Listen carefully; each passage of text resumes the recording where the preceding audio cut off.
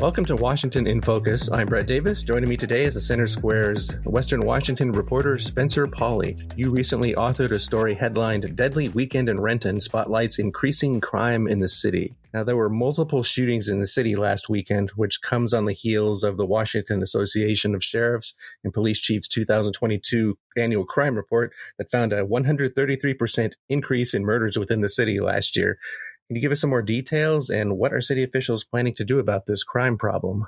So over the weekend of July 15th, there were 3 separate shootings within the South King County region. This includes Renton. As of today, I know that at least one person was killed in Renton. And I looked into just the city's crime rates and found that just overall crime within the city increased by 6.4% from 2021 to 22. But then you look deeper, it seems like homicide rates are up. It went from 3 homicides in 2021 to 7 in 2022. Now, with the couple of shootings within the past weekend, there have now been 4 homicides so far this year within the city. Sounds like they're on track to maybe beat last year. Yeah, and that's what's kind of concerning. So on Monday, the Renton Police Chief John Schultz spoke with the city council and talked about how most of these shootings are gang related, and the families of the victims are not really cooperating with the police department. So now I know police staffing levels have been an issue for cities around the state. Does that come into play here? Well, it's improving in Renton, I will say that. So far, it's had 126 of its 133 budgeted officers, with 107 being deployable. It's not great, but it could be worse compared to cities like I've read and seen worse in other cities. Yeah, like Seattle is one that comes to mind for sure. Now, I will say that when looking at Washington cities with populations between 100,000 and 250,000, Renton has the 8th highest crime rate per 1,000 residents at 1.35. As of 2022. Now, the 7 worst, I will list them, is Bellevue, Kent, Tacoma, Federal Way, Spokane, and Everett.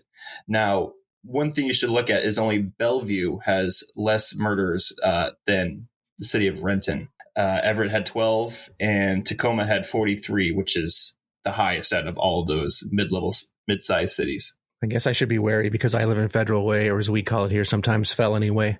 There you go. Yeah. So I think Renton is comparatively isn't the worst, but it is escalating. It seems like crime throughout is increasing. Now, one way the city is looking to improve public safety is by a new policing district in Renton's downtown core. They're doing this by hiring 4 positions. Now, one thing that is getting in the way of that is they had one officer retire, and so now they are seeking a supervisor for that district. And this district is in downtown?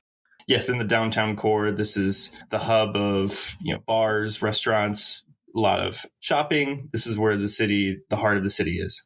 I see. Now I understand the Renton Police Department, they make up a significant portion of the city's budget. Can you go into those numbers a little bit? Sure. So the Renton Police Department makes up 18% of the city's $581.2 million. This is in expenditures. Approximately $49.8 million in 2023. And then next year, it will increase to $51.3 million. This goes to a variety of reasons, but including hiring positions and just to improve public safety throughout. I hope they can get a handle on this problem. We don't want to see this problem get out of control. We'll see. And you're going to have this, you're going to have to look and see if, all of other parts of King County improve as well, because it seems like throughout all of the entire region, crime is just increasing, and that includes homicide rates. Not so good news, but we look forward to you keeping us updated on what's happening. Listeners can keep up with this story and more at thecentersquare.com. For Spencer Pauly, this is Brett Davis. Please subscribe, and thanks for listening.